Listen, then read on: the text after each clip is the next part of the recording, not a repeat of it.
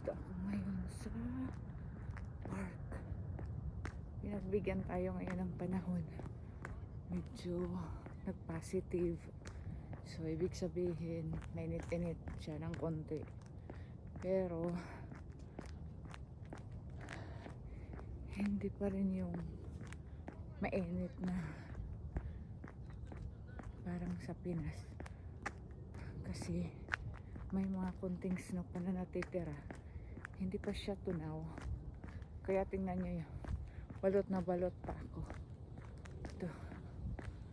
Tingnan nyo yung tingnan nyo yung park.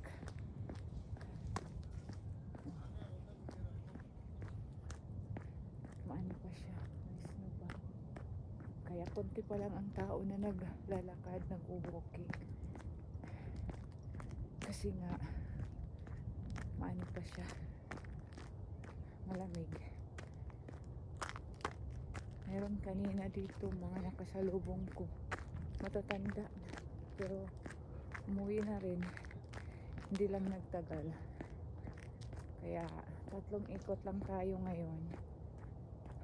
Kada ikot maabot siya ng 12 minutes. So makakaabot tayo ng kalahating oras. Kaya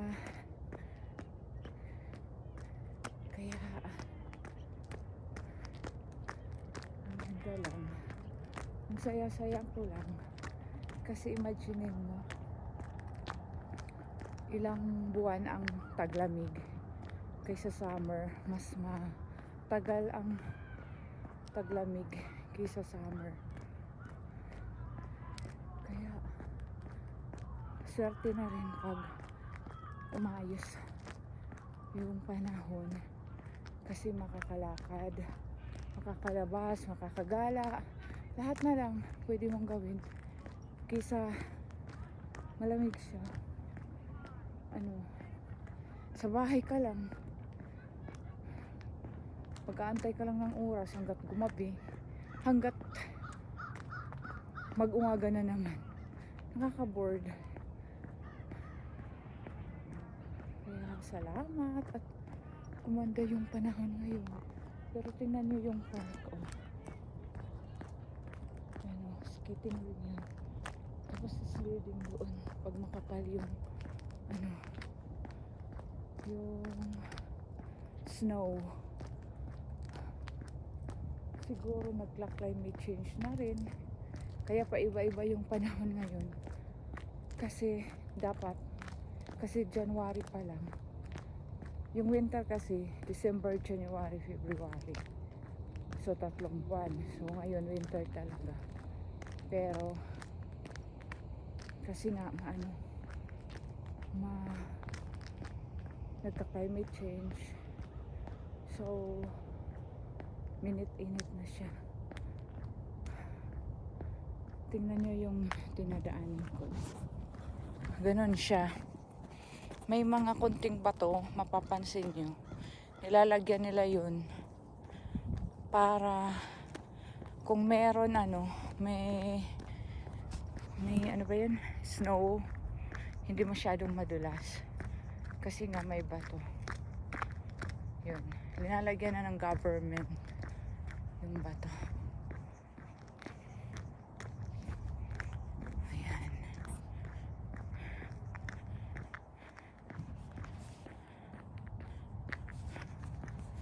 At may nakakasalubong ako. Salamat naman. Hindi ako nag-iisa. Ayan, tingnan nyo. Ang daming bato.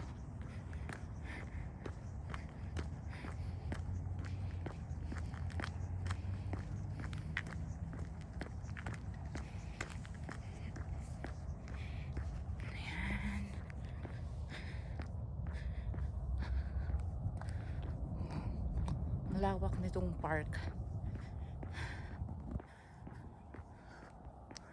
May nilalagay silang ganito yung city pag ayan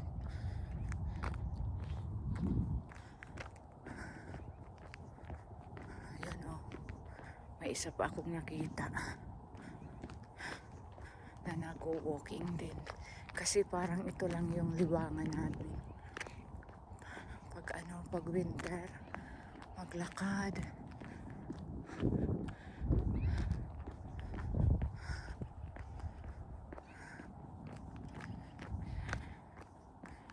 Ayan. Yan yung matanda. Pero ganda ng panahon, no? Parang totoong mainit pero malamig.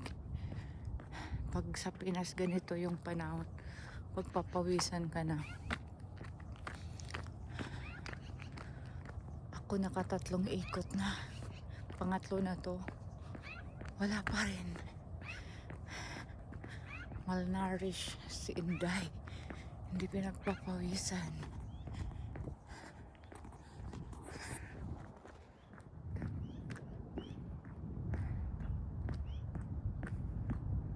Hinihingal na ako kasi nga lalo na pag malamig mabilis hingalin. Sa hapon na yun, tingnan mo yung mga bahay, oh. Mapapansin nyo lahat sarado. Kahit summer wala akong makikita mata ko sa labas. Minsan lang may ilan lang yun na nagtatambay, nagbabarbecue. Pero kadalasan nasa loob ng bahay lang or nagtatrabaho. Ganun lang ang buhay dito. Kaka-bored. Pero kailangan sakripisyo para sa pamilya. Lalo na kami. Kasi kinuha lang kami ng asawa ko. Yung asawa ko na Pinoy rin. Doon, taga Summer din. Kinuha kami. Siya yung nag-sponsor sa amin. Makapunta rito. Ayan. May mga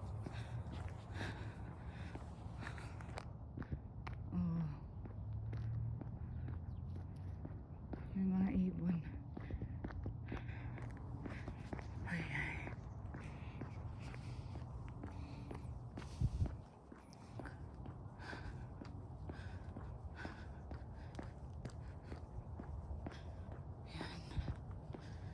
Yung araw nandiyan pa yan.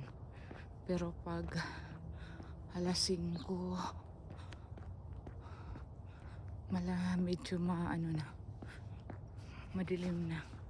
Lalo na pag 5:30 na. Ganon pag winter. Madilim agad. Alas 4 pa lang. Madilim na. Ayan.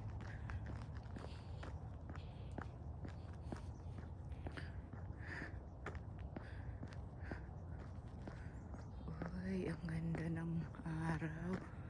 Ito na yung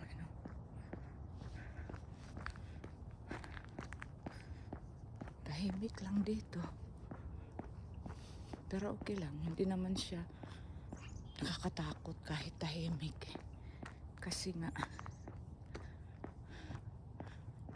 maano dito sa lugar namin. Hindi magulo. Hindi masyadong magulo.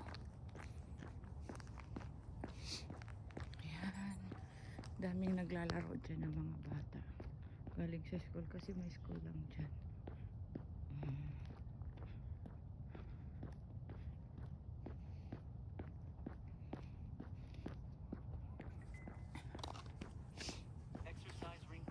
Hi.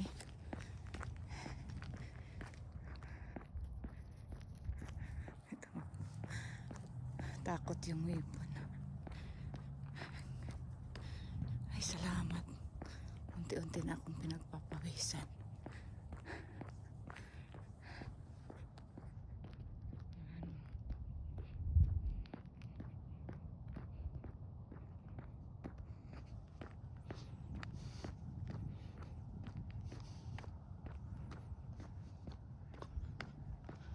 Nakakabingi ang katahimikan.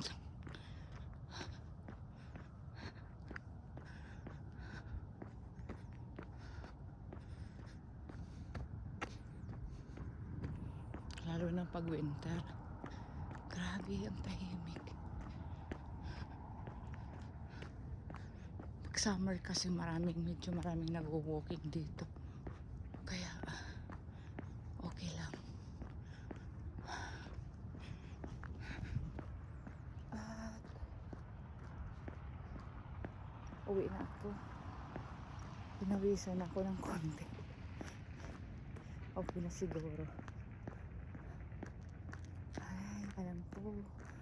Thank you. Please like and subscribe to my channel. Bye bye. Thank you for watching.